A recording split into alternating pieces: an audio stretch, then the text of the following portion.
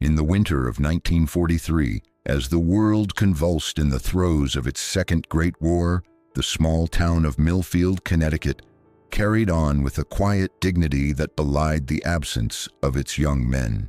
Streets that once bustled with youthful energy now echoed with the hollow footsteps of those left behind. Among those who had departed was Thomas James Harrington, a young man of 23 who, until the Japanese bombs fell on Pearl Harbor, had never ventured beyond the state line. Thomas, Tom to his friends, was the only son of Henry and Margaret Harrington. His father, a carpenter by trade, had instilled in him a love for working with his hands, a skill that would later serve him well in the fields of Europe. From his mother, a school teacher, he inherited a profound appreciation for literature and a sensitivity that set him apart from many of his peers. Before the war, Tom's days followed the predictable rhythm of small-town life. He worked alongside his father in their modest workshop, crafting furniture that was known throughout the county for its excellence and attention to detail.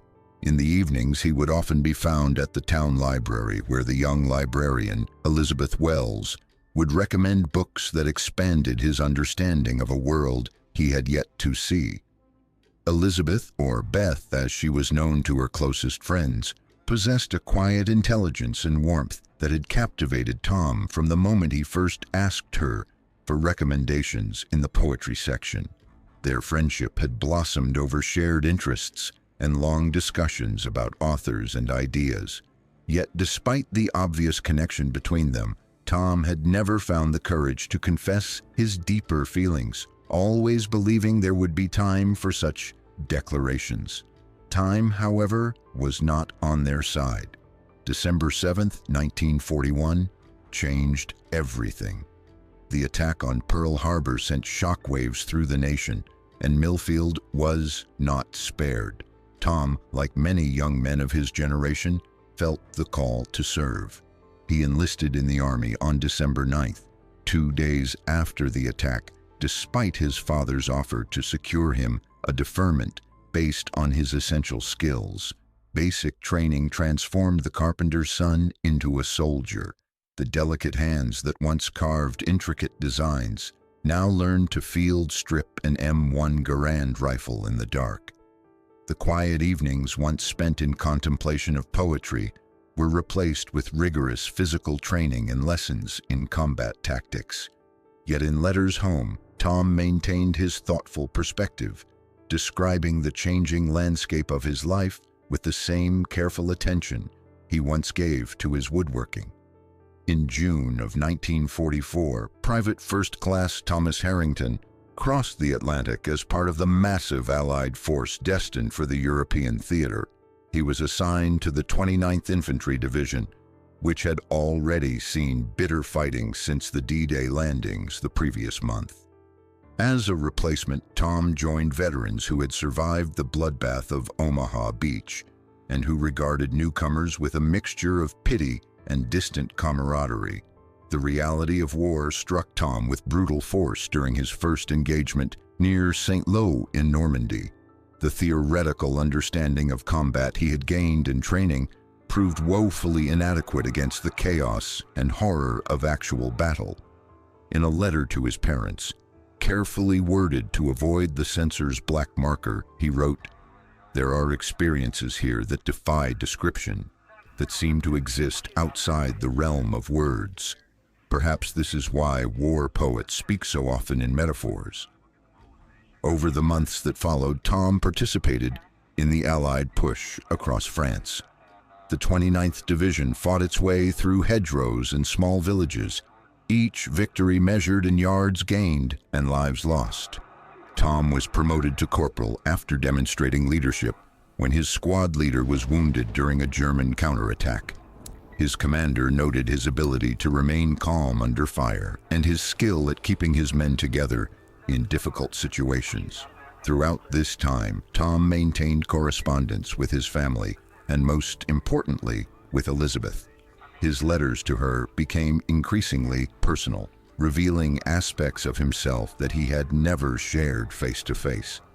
In the strange intimacy created by distance, he found the courage to express thoughts that had remained unspoken in Millfield.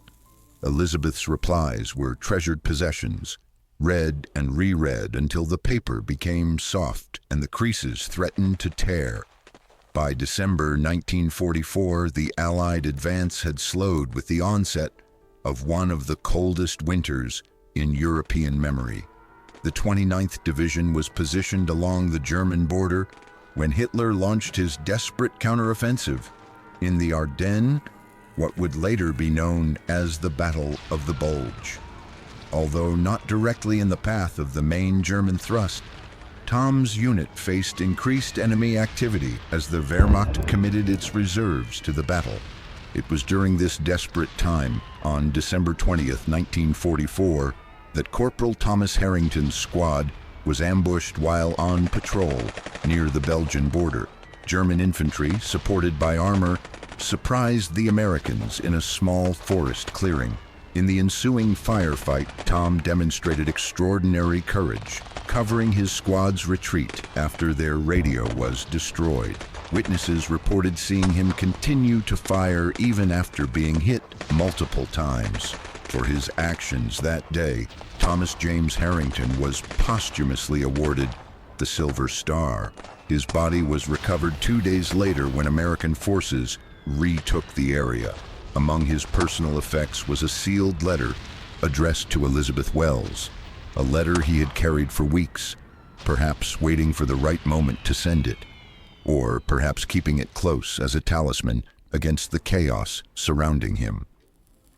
The letter reached Millfield in late January 1945, delivered personally by the town's mayor, along with official notification of Tom's death.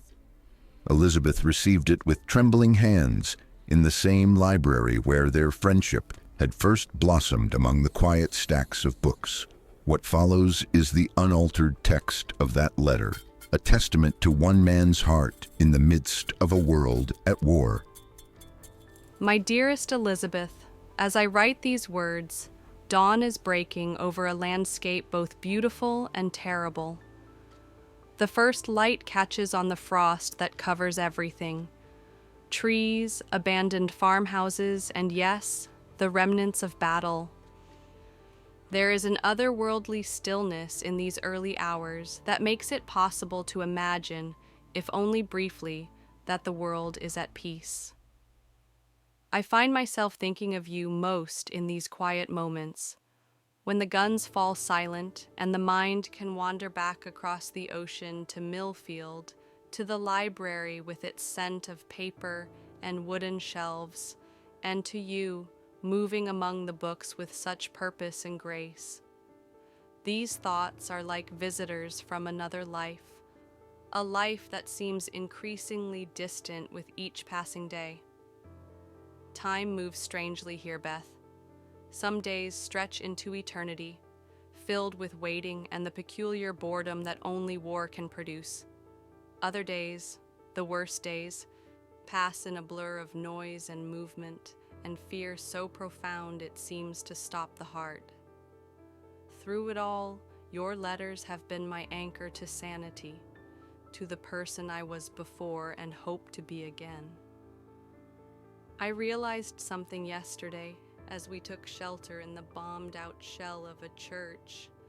The building was mostly destroyed, but remarkably, a single stained glass window had survived intact, a depiction of Christ calming the storm.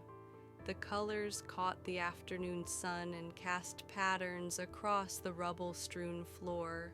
In that moment, watching light transform destruction into something almost beautiful, I understood that I could no longer wait for the right time to tell you what has been in my heart since the first day you smiled at me over a copy of Whitman's Leaves of Grass. I love you, Elizabeth Wells. I have loved you since that April afternoon when you corrected my pronunciation of Baudelaire, and then, perhaps feeling you had been too forward, blushed and apologized. I've loved you through 3 years of conversations about books we shared and worlds we imagined, I've loved you in silence because I feared that speaking would somehow break the perfect equilibrium of our friendship. War has a way of clarifying what matters. The constant presence of its opposite, death, illuminates life with an intensity that strips away pretense. So I will pretend no longer. You are the first thought in my mind when I wake in the cold pre-dawn hours, and the last image before sleep claims me at night. Your letters are read until the words are memorized, your handwriting as familiar to me now as my own. I had plans, Beth. Before all this began, I was saving for a ring. Nothing extravagant, you would not want that, but something with meaning. I had spoken to your father one afternoon in March, when I happened upon him leaving the post office. He gave his blessing with a warmth that suggested he had been expecting my question. The war interrupted these plans, as it has interrupted so many, but it has not diminished them. If I could be transported this instant to Millfield, I would take you to the oak tree by Miller's Pond, where we once spent an afternoon reading poetry aloud and debating the merits of Frost versus Dickinson. I would tell you that you were right about Dickinson, as you are about so many things. And then, beneath that tree with its centuries of silent witness, I would ask you to be my wife. Since I cannot do this now, I am entrusting these words to paper, hoping they might serve as a poor substitute for the moment I had imagined. I am asking Elizabeth if you would consider a future in which we build a life together, a small house perhaps, with a workshop for me and a library for you, children with your intelligence, and, if they are fortunate, your eyes rather than my unremarkable brown ones. Evenings spent reading by the fire, growing old within the orbit of each other's lives. I know this is an imperfect proposal, offered from across an ocean and in the midst of circumstances neither of us would have chosen. I would understand completely if you wished to wait until I returned to give your answer. Indeed, perhaps that would be the wiser course. But I could not bear the thought of leaving these words unsaid, of taking this risk without having taken the greater risk of telling you the complete truth of my heart. The world has shown itself to be more fragile than we knew, Beth. The solid foundations upon which we built our expectations have revealed themselves to be as vulnerable as the frost that now melts beneath the strengthening sun. In this uncertainty, love remains the only constant worth holding on to, the only light worth following home. I must close now. The company is moving out soon, and there are preparations to be made. Whatever may come in the days ahead, know that you have made my life immeasurably richer by being part of it. If fortune favors us, I will return to Millfield, to our oak tree, and properly place a ring upon your finger. Until then, I carry you with me in the only place that matters, my heart. With all my love today and always, Thomas P.S. Do you remember the copy of Keats I carried the day we walked to the river? I have it still. The pages are worn now, and there's a small stain on the cover where rain caught it during a march, but it remains one of my most treasured possessions. I've marked a passage in Endymion that makes me think of you. A thing of beauty is a joy forever. Its loveliness increases. It will never pass into nothingness. Like those lines, my love for you only grows with time and distance. Elizabeth Wells received Thomas Harrington's letter on January 24, 1945, 15 days after his parents received the telegram informing them of his death. She would later recall that the world seemed to stop in that moment, the familiar sounds of the library fading into a silence as complete as that which had claimed Tom's voice forever. In the years that followed, Elizabeth never married. She remained in Millfield, eventually becoming the head librarian, a position she held until her retirement in 1985. When asked about her choice to remain single, she would smile gently and say only that some loves happen just once in a lifetime. But Elizabeth's life was far from empty. She established the town's first children's reading program, named in Thomas's honor. Each year, she would select one promising student to receive the Thomas Harrington Memorial Scholarship, which helped send dozens of Millfield youth to college over the decades. In this way, a love that was never given the chance to fully bloom in life continued to bear fruit long after death. The story of Thomas and Elizabeth is but one of millions forged in the crucible of war. Each name etched in stone on memorials across the world represents not just a life lost, but a tapestry of relationships torn, futures unrealized, words left unspoken. Yet in their very incompleteness lies a profound lesson about the nature of human existence. We live in a world of stunning impermanence. The most solid foundations can crumble in an instant. The most carefully laid plans can be swept away by forces beyond our control. From the grand scale of nations and armies to the intimate sphere of two hearts connecting, nothing is guaranteed except the certainty of change. In the face of such transience, what remains? What can we hold on to when everything else proves ephemeral? Thomas found his answer in the quiet moments before dawn on a battlefield far from home.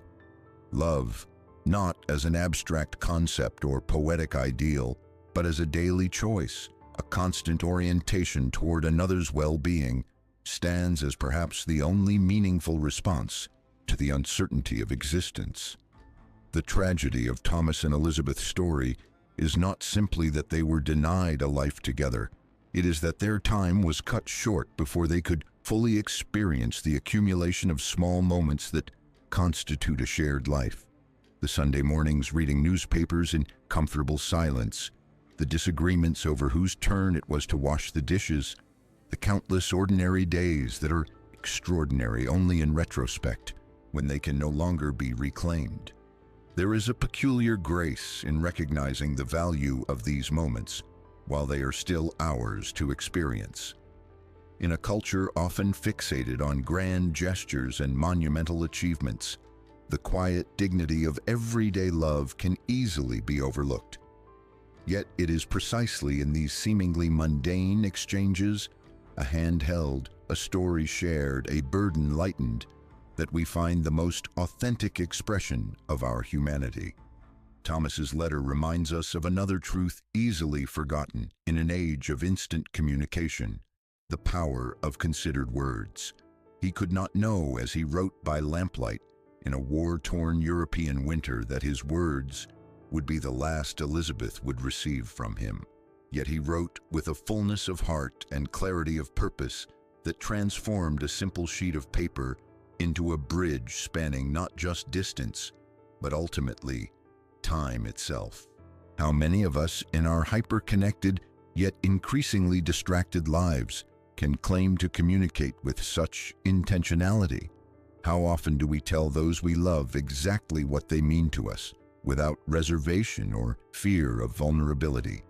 The urgency that Thomas felt as shells exploded on the horizon is no less real for being less obvious in our daily existence. Time waits for none of us, whether its passing is marked by the thunder of artillery or the silent turning of calendar pages. Elizabeth kept Thomas's letter until her death in 2006 at the age of 84.